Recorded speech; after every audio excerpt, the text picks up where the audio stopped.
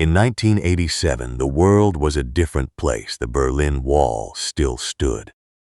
A gallon of gas cost 90 cents, and in a small county in the Appalachian foothills of North Carolina, a woman named Ruth Whitfield did something that made every farmer in 3 counties shake their heads and mutter under their breath. They said she had lost her mind. They said she was throwing away good money on a fool's dream. They said she would be broke inside of 2 years, crawling back to the city with her tail between her legs, begging someone to buy the land off her at a loss. They were wrong, but they did not know that yet. All they knew was that Ruth Whitfield, a 42-year-old woman who had spent the last 20 years working as a paralegal in Charlotte, had just paid cash for 120 acres of worn-out tobacco land that nobody else wanted. The soil was thin. The hills were steep. The old farmhouse on the property had not seen a fresh coat of paint since Eisenhower was president. And the neighbors, when they heard what she planned to do with it, laughed out loud. Ginseng, she had said, when old man Harlan Pruitt asked her at the feed store what she intended to plant. Harlan had been farming those hills for 60 years. His family had worked that land since before the Civil War.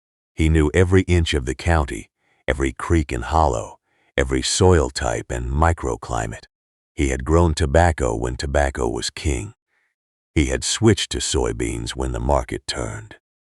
He had tried Christmas trees for a while, and then beef cattle, and then back to soybeans again. He had survived droughts and floods and market crashes and government buyouts. He knew what grew in these hills and what did not, and ginseng, in his expert opinion, did not. "Ma'am," he said, taking off his hat and holding it against his chest in a gesture that was half respect and half pity. "I don't know who sold you that bill of goods, but ginseng don't grow here, not commercial. Not anymore. Used to be you could find some in the deep woods wild, but that was years ago. Poachers got most of it. And even if you could find the seed, which you can't, it takes 5, 6, 7 years before you can harvest a root worth selling. Most folks don't have that kind of patience, and the deer will eat it, and the poachers will steal it, and the market might crash before you ever see a dime. No, ma'am, you plant corn, or soybeans, or you put it in pasture and run some cattle. But ginseng? That's a dream for fools." Ruth smiled at him. It was not a condescending smile, and it was not an angry one. It was the smile of someone who had already made up her mind and was not looking for permission. "Thank you for the advice, Mr. Pruitt," she said. "I appreciate your concern, but I've done my research, and I'm going to plant ginseng." Harlan put his hat back on, shook his head, and walked away. By the time he reached his truck, 3 other farmers had heard the story. By sundown, the whole county knew. The crazy woman from Charlotte was going to plant ginseng. They laughed about it at the diner. They laughed about it at the hardware store. They laughed about it at church on Sunday. Everyone, it seemed, had an opinion about Ruth Whitfield and her foolish ginseng dream.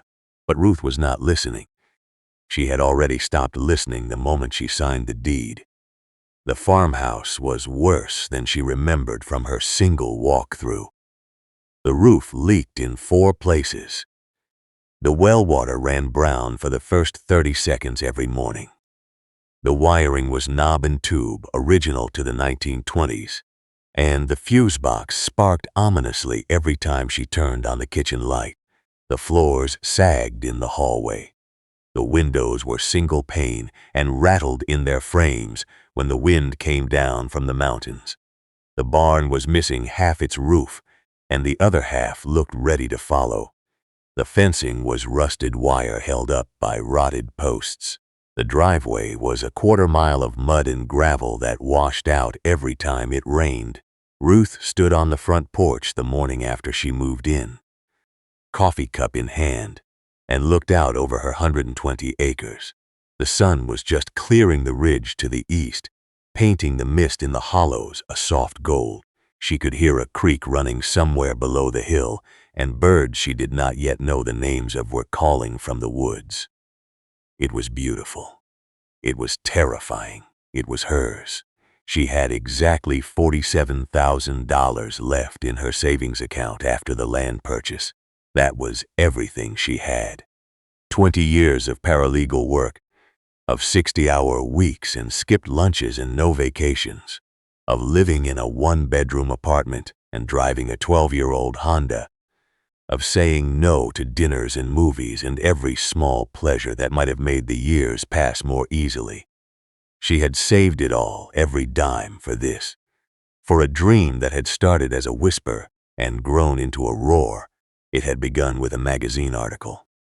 She had been waiting in a doctor's office in Charlotte, flipping through a farming magazine that someone had left on the table when she saw it, a photograph of a gnarled, man-shaped root, pale and strange, with a headline about Chinese buyers paying thousands of dollars per pound for American ginseng. She had read the article 3 times. Then she had gone to the library and checked out every book they had on ginseng cultivation. Then she had written letters to the agricultural extension offices in 4 states. Then she had driven to the mountains of Wisconsin to meet a ginseng farmer who agreed to talk to her for an afternoon. Then she had spent 2 years saving more money, learning more, planning more, until the day came when she could not wait any longer. And now she was here, standing on a porch that might collapse under her, looking at land that most people would call worthless, about to do something that every expert in the county said was impossible. She finished her coffee, set the cup on the railing, and went to work. The first year was the hardest, not because of the ginseng. She did not even plant ginseng that first year, but because of everything else. Because the farmhouse needed a new roof before winter, and she had to learn how to shingle it herself, because hiring a crew would have cost $8,000 she did not have, because the well needed a new pump, and she had to pull the old one herself, hand over hand, 200 feet of rusted pipe and wire, until her hands were blistered and bleeding and she was crying from exhaustion and frustration, because the barn needed to be torn down before it fell on someone, and she spent 3 weeks with a crowbar and a sledgehammer, pulling nails and stacking boards until her shoulders ached so badly she could not lift her arms above her head. She learned to drive a tractor that first year, bought used from a farmer in the next county, who took pity on her and taught her the basics. She learned to mend fence, to clear brush, to identify poison ivy before it ruined 3 weeks of her life. She learned which snakes were harmless and which were not. She learned that a wood stove could heat a house better than any furnace, if you knew how to bank the fire at night. She learned to can vegetables, to bake bread, to stretch a dollar until it screamed. She learned to be alone. The loneliness was the worst part. In Charlotte, she had been surrounded by people, cowworkers, neighbors, the barista at the coffee shop who knew her order by heart. Here, she could go days without speaking to another human being.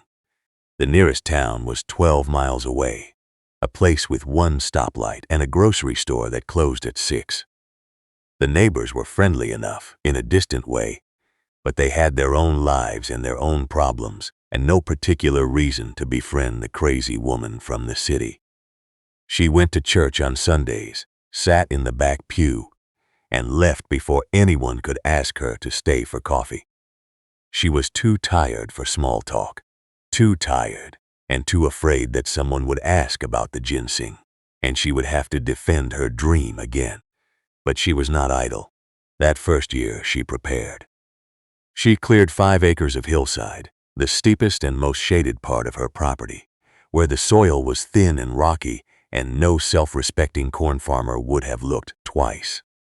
She built raised beds, hauling compost and leaf mold and aged manure from every source she could find, mixing it into the native soil until she had something that might possibly support the delicate roots of American ginseng. She tested the pH, the drainage, the mineral content. She planted cover crops of rye and clover to build organic matter, then tilled them under in the fall. She built a deer fence, 8 feet high and 2 miles around, post by post, wire by wire, until her hands were calloused and her back was bent, and the fence stood like a declaration against the wilderness, and she studied. Every night, by the light of a kerosene lamp, because the wiring still was not safe, she read her ginseng books until her eyes burned. She learned about stratification, the process of preparing seeds for planting by burying them in sand and keeping them moist and cold for 18 months. She learned about shade requirements, about the specific mix of dappled sunlight and deep shadow that mimicked the forest floor where wild ginseng grew. She learned about root rot and fungal diseases and the 100 ways a ginseng crop could fail before it ever produced a single marketable root. She learned about the Chinese market, about the cultural significance of ginseng as a medicinal herb, about the astronomical prices paid for wild and wild simulated roots. She learned that a single pound of high-quality wild simulated ginsengs could sell for more than she used to make in a month. By the end of that first year, she was a different person.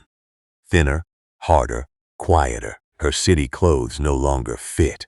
Her hands were scarred and rough. Her face was weathered by sun and wind. She had not seen a movie or eaten in a restaurant or had a conversation about anything other than farming in 12 months. But she had 5 acres of prepared beds, a barn full of stratified seed, and a fence that would keep out the deer. She was ready. She planted in the fall of 1988 after the first frost had killed the cover crop, and the soil was cool and moist. The seeds were tiny, no bigger than a grain of rice, and she planted them by hand, one by one, kneeling in the dirt for hours at a time, her knees bruised and her back screaming, until she had planted 50 pounds of seed across 5 acres of hillside. It took her 6 weeks. When she was done, she stood at the bottom of the hill and looked up at the bare beds, covered now with a thin layer of straw mulch, and tried to imagine what they would look like in 5 years, in 7 years.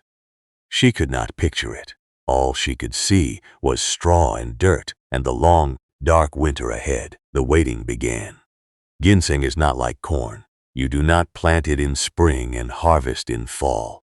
You do not watch it grow week by week. Measure your success in inches and bushels. Ginseng is a plant of patience, of faith, of long silences. The seeds she planted would not germinate until the second spring. The first year of growth would produce a single, trifoliate leaf no bigger than a quarter. The second year might bring 2 leaves, the third year 3. By the 4th or 5th year, if she was lucky, the plants might produce berries, red and shiny, which she could harvest for seed to expand her crop. But the roots, the valuable part, the part that Chinese buyers paid thousands of dollars for, would not be ready for at least 5 years. Maybe 6, maybe 7. Maybe never if disease struck, or drought, or poachers, or any of the 100 disasters that could befall a ginseng crop. Ruth knew all of this. She had known it before she ever signed the deed. But knowing something in theory and living it, day after day, year after year, are very different things. The second year, she waited for germination. She checked the beds every morning, looking for the first green shoots, the first sign that her seeds had survived the winter and the stratification in her own inexpert planting. April passed. May passed. June arrived, hot and humid, and still nothing. She began to panic. Had she planted too deep, too shallow? Had the seed rotted? Had the birds found it? Had she been sold bad seed by the Wisconsin farmer who had seemed so trustworthy? She wrote him a letter, desperate and rambling, and he wrote back with a single sentence. Ginseng teaches patience, or it teaches nothing at all. In late June, she found the first shoot. It was tiny, barely visible above the straw, a single stem with 3 miniature leaves. She knelt beside it for an hour, crying, laughing, talking to it as if it could hear her. By July, there were more. By August, she could see patches of green across the hillside, thousands of tiny plants, each one a promise, each one a miracle. She weeded by hand because herbicides would damage the delicate roots. She watered during dry spells, carrying buckets from the creek because the well could not handle the load. She checked for disease, for insects, for any sign of trouble. She guarded the fence, repairing it constantly because deer were smart and persistent and would find any weakness. That second year, she also started her second stratification batch. She bought more seed, from a different supplier this time, and buried it in boxes of sand in the root cellar she had dug beneath the farmhouse. She would plant this seed the following fall, expanding her beds, building her future one tiny seed at a time. She also planted a vegetable garden, serious this time, not the hobby plot she had kept in Charlotte. She grew tomatoes and beans and squash and potatoes, enough to feed herself and enough to can for winter. She kept chickens for eggs and meat. She fished the creek. She learned to identify wild mushrooms and berries. She was not self-sufficient, not yet. But she was closer than she had been. The money was running out. By the end of the second year, she had less than $10,000 left. She took a part-time job at the library in town, 12 hours a week, shelving books and helping patrons find what they needed. It paid minimum wage, but it was enough to cover gas and groceries and the occasional emergency. She was too proud to ask for help, too stubborn to admit that the neighbors might have been right. She would make this work. She had to. The third year brought disaster. It started with a late frost in May, unusual for the elevation, that killed a quarter of her plants before they had a chance to leaf out. She walked the beds the morning after, finding blackened stems and withered leaves, and felt something crack inside her. But she did not stop. She weeded the dead plants, loosened the soil around the survivors, and waited to see what would happen. Then came the drought. June and July of 1989 were the driest in 40 years. The creek shrank to a trickle. The well ran low. The soil cracked and turned to dust. She watered what she could, carrying bucket after bucket from the creek, but it was not enough. Not for 5 acres. Not by herself. By August, another third of her plants were dead or dying, their leaves brown and curled, their roots shriveled and useless. She stood on the hillside one evening in late August, the sun setting red and angry behind the mountains, and looked at what was left of her crop. Less than half of what she had planted. Less than half of her dream, withering in the dust. She had spent 3 years of her life on this. 3 years of back-breaking labor and loneliness and fear. 3 years of eating beans and cornbread because she could not afford meat. 3 years of wearing the same clothes, driving the same old Honda, doing without every comfort and convenience she had once taken for granted. And for what? For a hillside of dead plants and a bank account that would not survive another year. She sat down in the dirt, right there among the dying ginseng, and cried. Not the quiet tears she had shed before, but great, heaving sobs that shook her whole body and left her gasping for breath. She cried for the life she had left behind, the apartment and the salary and the security. She cried for the life she had wanted, the farm and the ginseng and the future she had imagined. She cried for herself, alone and exhausted and 45 years old with nothing to show for it but failure. When the tears finally stopped, she lay back in the dirt and looked up at the sky. Darkening now, the first stars beginning to appear. She thought about giving up. She thought about calling a real estate agent and listing the property and going back to Charlotte, tail between her legs, just like Harlan Pruitt had predicted. She thought about how easy it would be to quit, to stop fighting, to let go of this foolish dream that had cost her everything. And then she thought about the first shoot she had found, that tiny green miracle in the straw. She thought about the fence she had built with her own hands, post by post, mile by mile. She thought about the roof she had shingled, the well she had repaired, the barn she had torn down.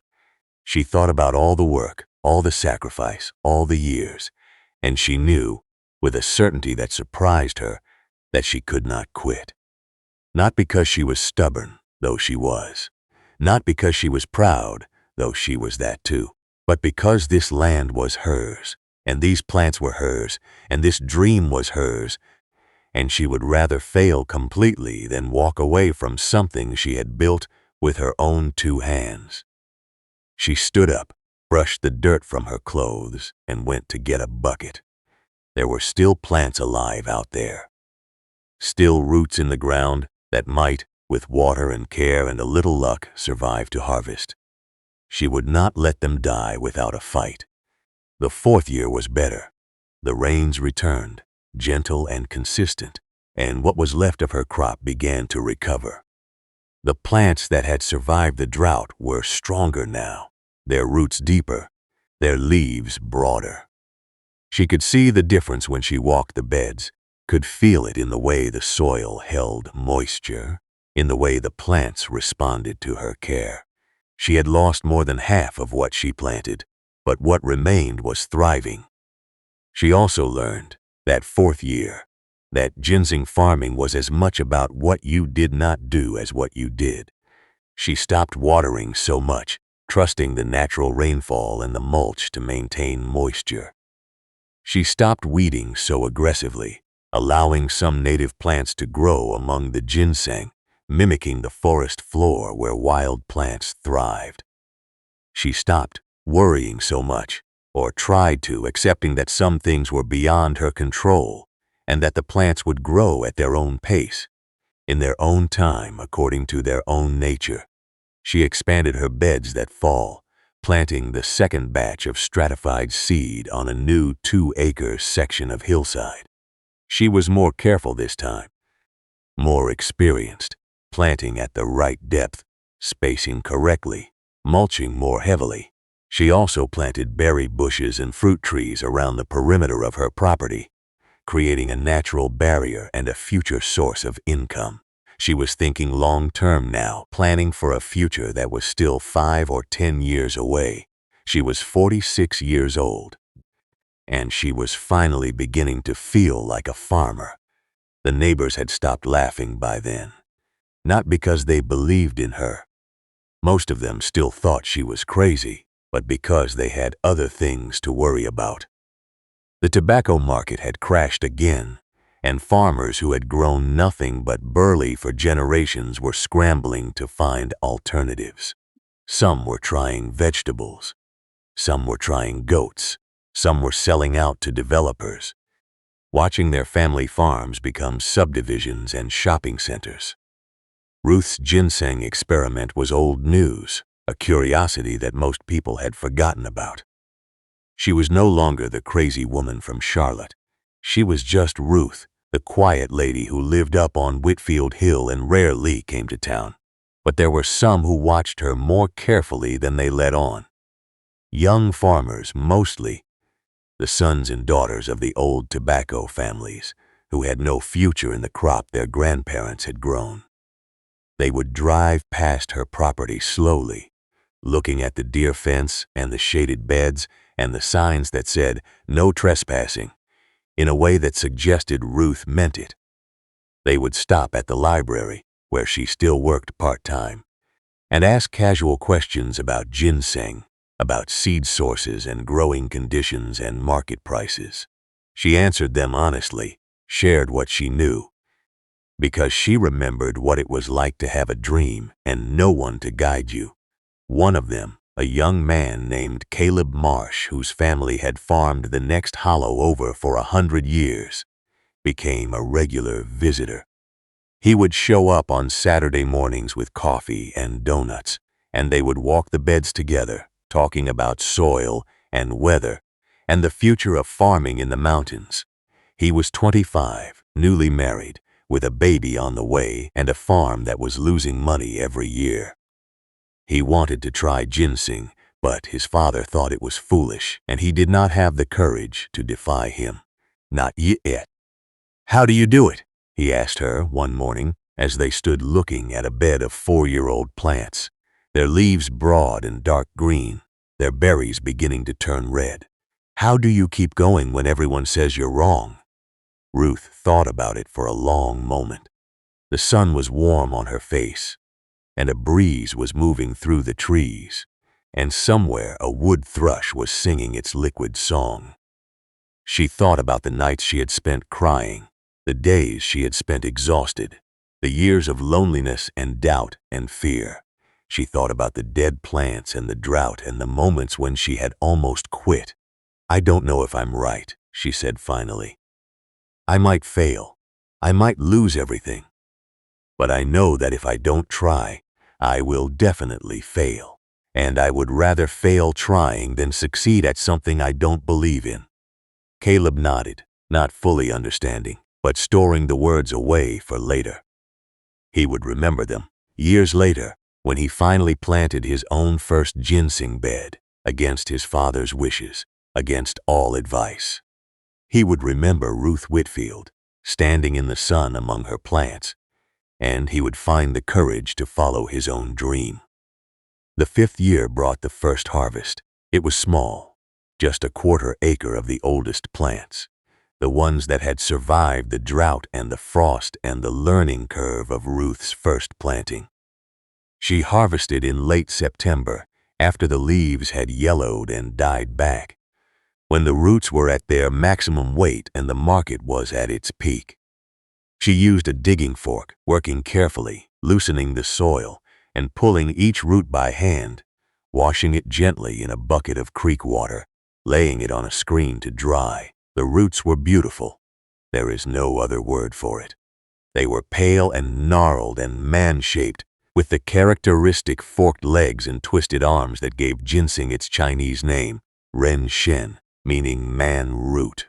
Some were small, no bigger than her thumb. Others were larger, the size of her hand, with growth rings that told the story of their years in the soil. She held them in her hands, these strange and valuable things, and felt something she had not felt in a very long time. Pride, real, earned, undeniable pride.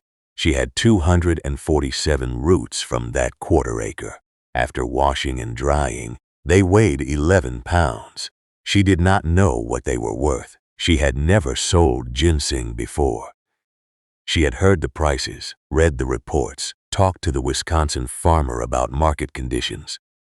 But hearing about prices and holding actual money in your hand are very different things. She called the broker she had found through her research, a man in New York who specialized in American ginseng exports to Asia. She described her roots, their size, their appearance, their wild simulated growing conditions. He was interested, very interested.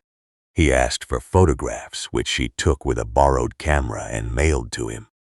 He asked for samples, which she sent, carefully packed in moss and bubble wrap, and then he made her an offer, $12,000, for 11 pounds of dried root, more than $1,000 per pound. More than she had made in 6 months at the library. More than she had dared to hope for. She sold him the roots. She used the money to pay off the last of her debts, to buy more seed, to expand her beds, to fix the farmhouse wiring finally, properly, so she could turn on the kitchen light without fearing fire. She bought herself a new pair of boots, the first in 5 years, and a winter coat that actually kept out the cold. She put the rest in the bank, against the future, against the years of waiting still ahead. But the real value of that first harvest was not the money. It was the proof that she had been right, that her crazy dream was not crazy after all.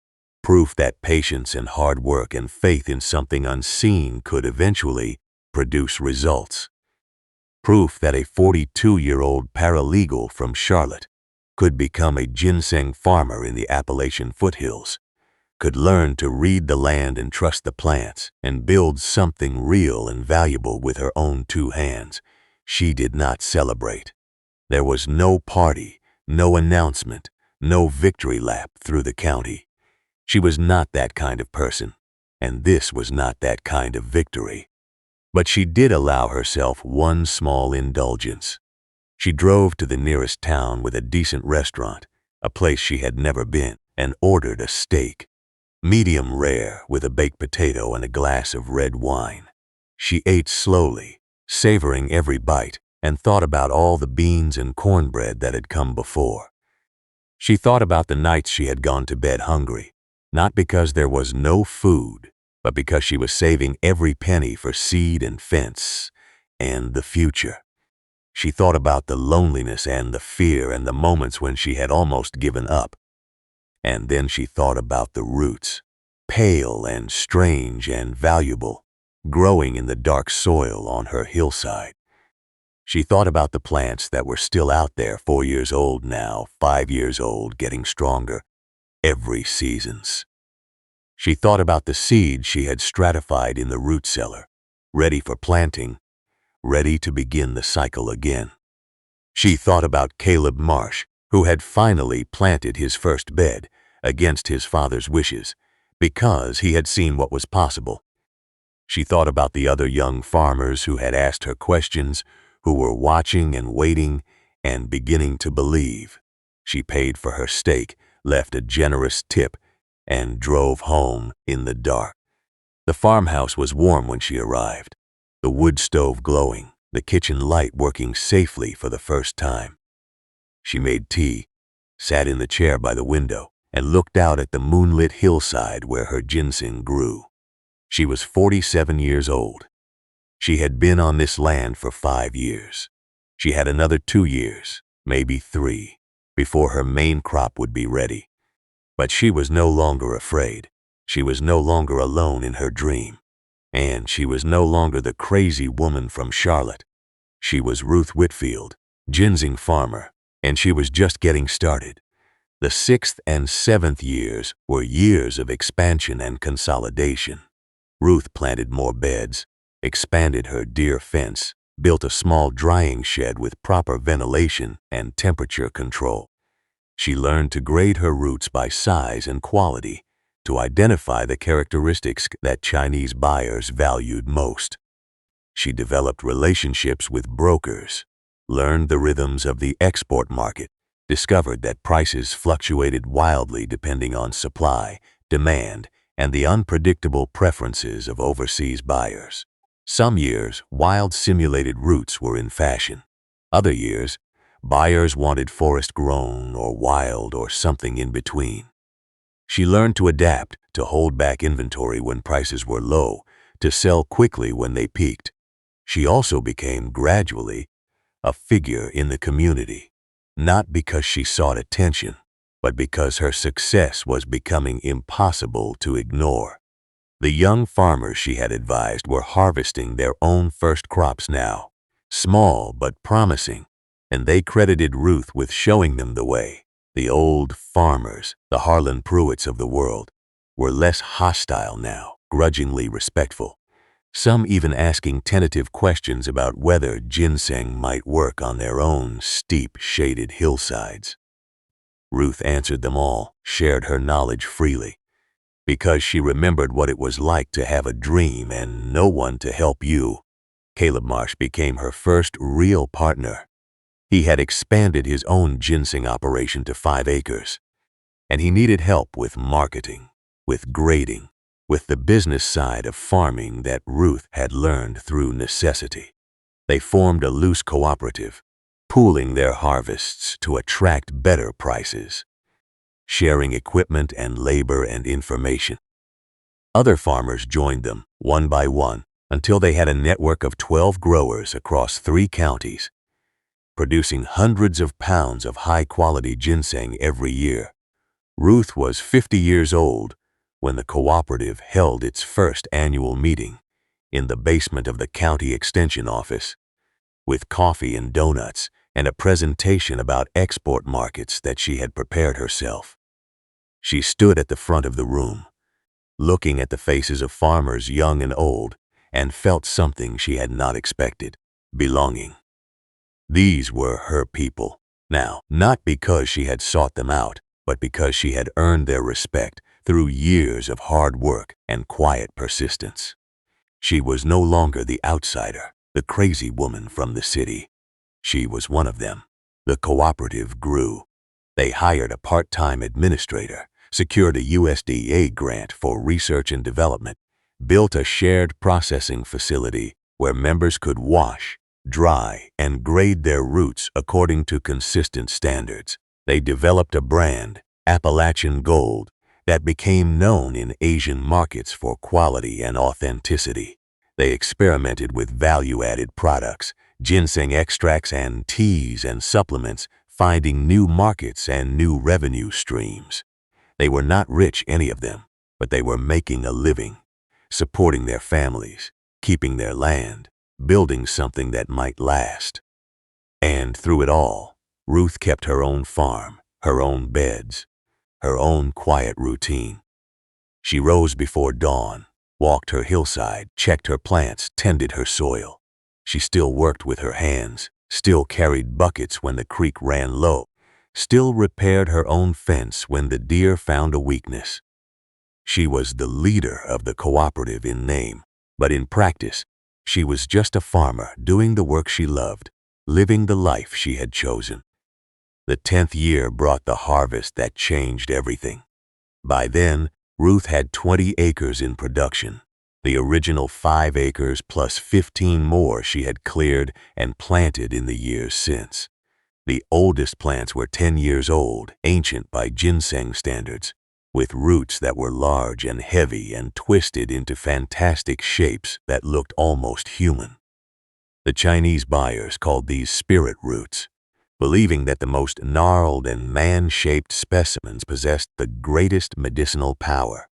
They paid premium prices for them, hundreds of dollars per ounce, thousands per pound. Ruth harvested carefully, as she always had, using her digging fork and her hands, washing each root gently, drying it slowly in her shed. She graded meticulously, separating the spirit roots from the ordinary, the large from the small, the perfect from the flawed.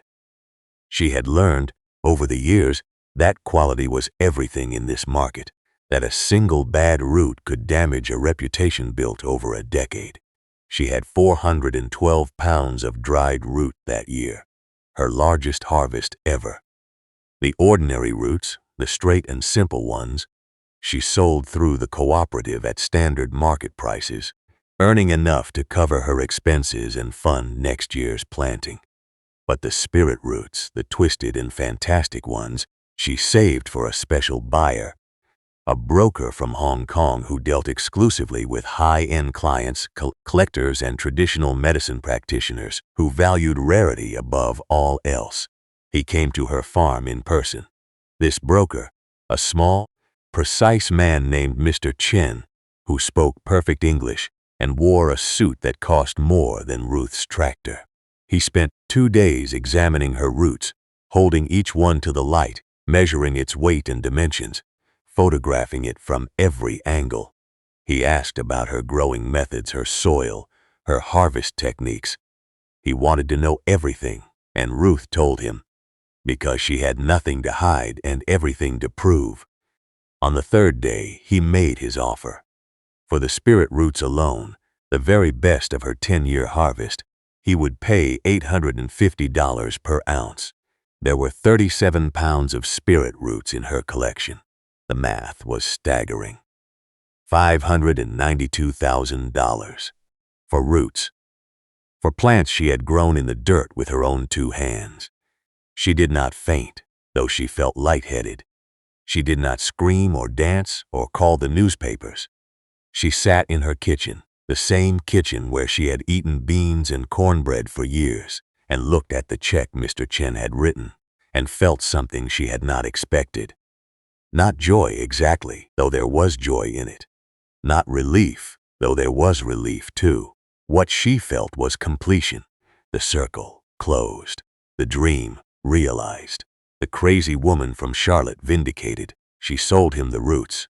She paid off the mortgage on her land, which she had carried for 10 years.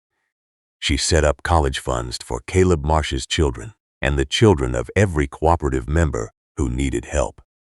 She donated to the county library, where she had worked for so long, and to the extension office, and to the local school. She kept enough to live comfortably, to expand her operation, to try new things, but she did not move to a bigger house, or buy a new car, or take a vacation to Europe. She was not that person. She was a farmer, and this was her home, and she was content. The story of Ruth Whitfield spread, as stories do. A reporter from a Raleigh newspaper heard about the woman who had made nearly $600,000 from ginseng roots, and he drove to the mountains to interview her. She was reluctant, but she agreed, because Caleb convinced her that the publicity would help the cooperative, would attract new growers and new buyers, would shine a light on an agricultural opportunity that most people had never considered. The article ran on the front page of the Sunday paper with a photograph of Ruth standing in her ginseng beds, looking uncomfortable in her good clothes, her weathered face half in shadow. The headline read, "The Ginseng Queen of Appalachia, How One Woman Turned Weeds into Gold." It was sensational, exaggerated, not entirely accurate. But it got attention, national attention. Television crews arrived.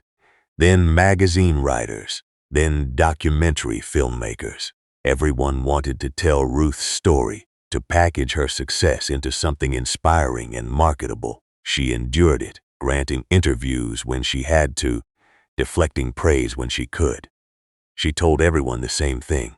She had not done anything special. She had worked hard, been patient, taken a risk when others would not.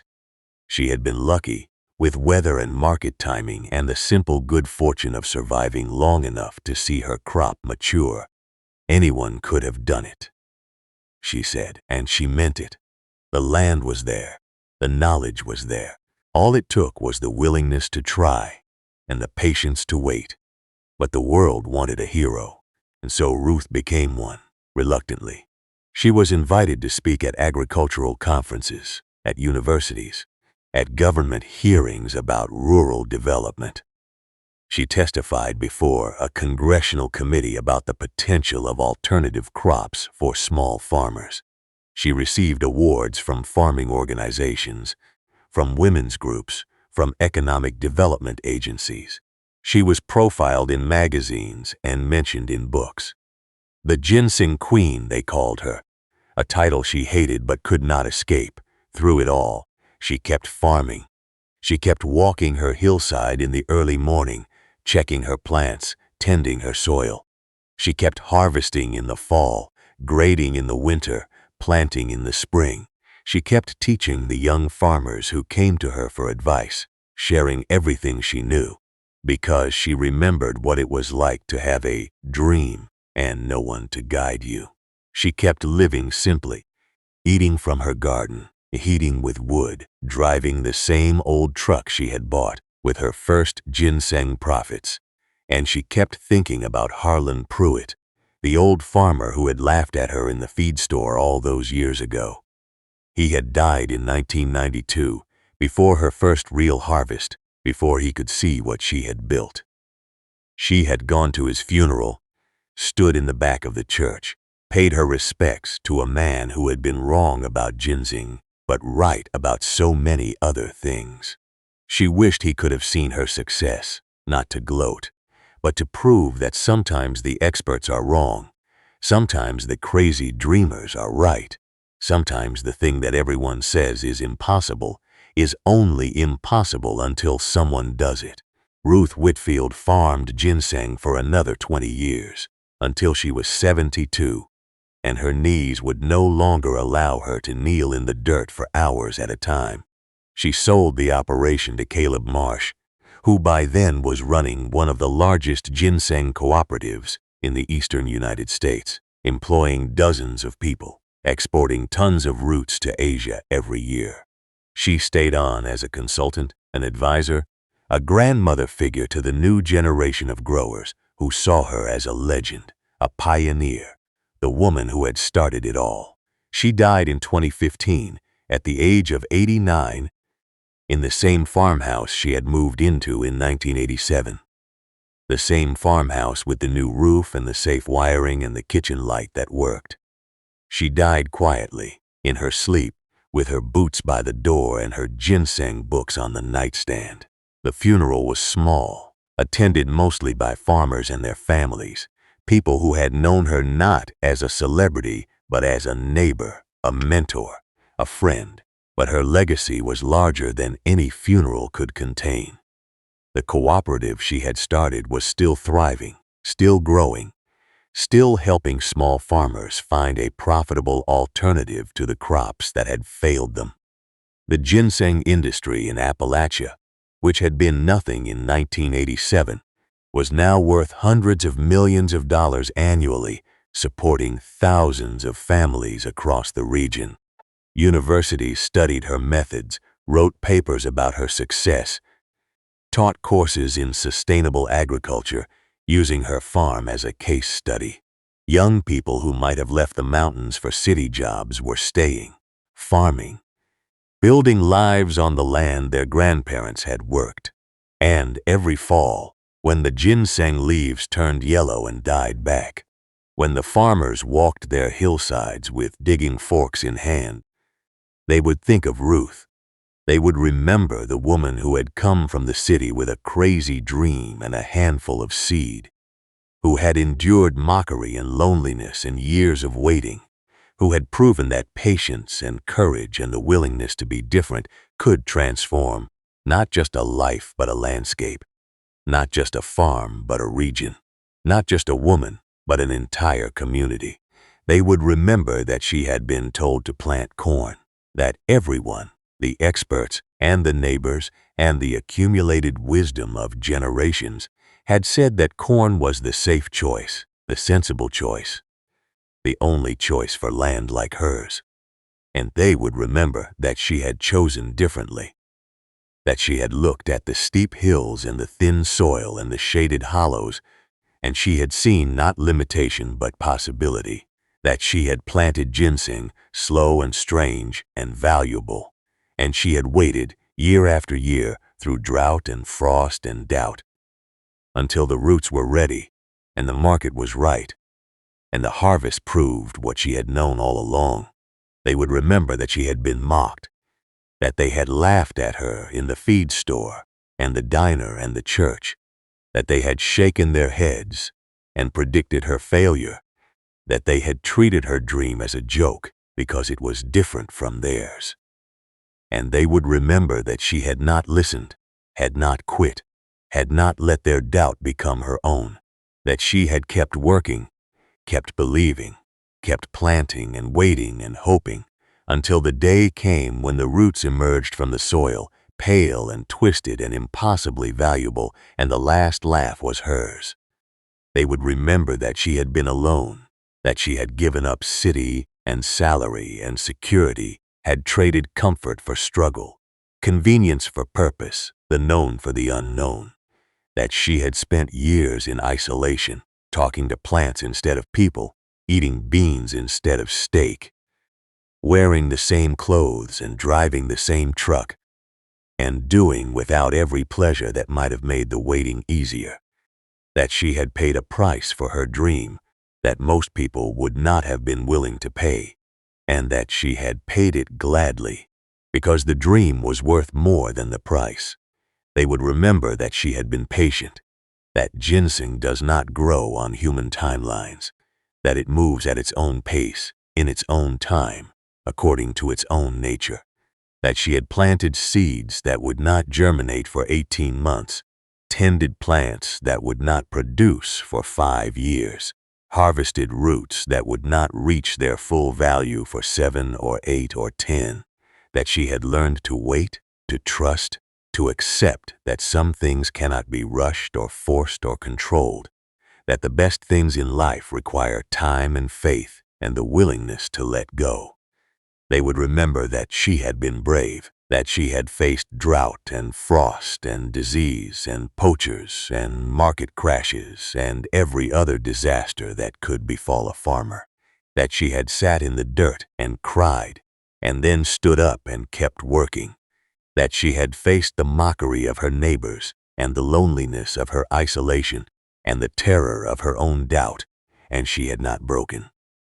That she had found, in the darkest moments, a strength she did not know she possessed, a stubbornness that would not let her quit, a faith that sustained her when reason said she should stop. And they would remember, most of all, that she had been right, that her crazy dream, her foolish gamble, her defiance of conventional wisdom had paid off in ways that exceeded her wildest hopes. That a single woman with no farming experience and limited resources had built something lasting and valuable, not just for herself, but for everyone who came after. That she had proven, once and for all, that the experts do not know everything, that the safe choice is not always the best choice, that the path less traveled can lead to places the main road never reaches. Ruth Whitfield was buried on her hillside, among her ginseng beds. In a simple ceremony on a cool October morning when the leaves were turning and the mist was rising from the hollows. The farmers who attended did not cry loudly because that was not their way, but their eyes were wet and their voices were thick when they spoke of her. They placed a plain stone at the head of her grave with her name and dates, and below them a single line that she had requested herself, a testament to the philosophy that had guided her life. She planted what she believed in, and every year, when the ginseng berries turned red and the harvest began, the farmers would leave a few roots on her stone, an offering, a thank you, a reminder that somewhere on that hillside, beneath the soil and the leaves and the passing seasons, a woman was sleeping who had dared to be different, who had chosen patience over speed, faith over certainty, and ginseng over corn, who had proven, with her life and her work and her stubborn, beautiful dream, that the most valuable things in this world are not the ones that grow quickly and easily, but the ones that take time and care and the courage to wait. The sun rises over those hills every morning, just as it did in 1987, just as it will long after the last of us are gone. And somewhere, in the shade of those Appalachian forests, ginseng is still growing, slow and strange and valuable, waiting for the next person brave enough to plant it, patient enough to tend it, stubborn enough to believe, against all advice and all expectation, that the best things in life are worth waiting for. And if you ever find yourself in those mountains on a cool fall morning when the mist is rising and the leaves are turning gold, you might hear a story about a woman who was told to plant corn, who chose ginseng instead, who waited 7 years for her first real harvest and 10 years for the harvest that changed everything, and a lifetime for the dream that never really ended. They laughed at her once. They do not laugh anymore.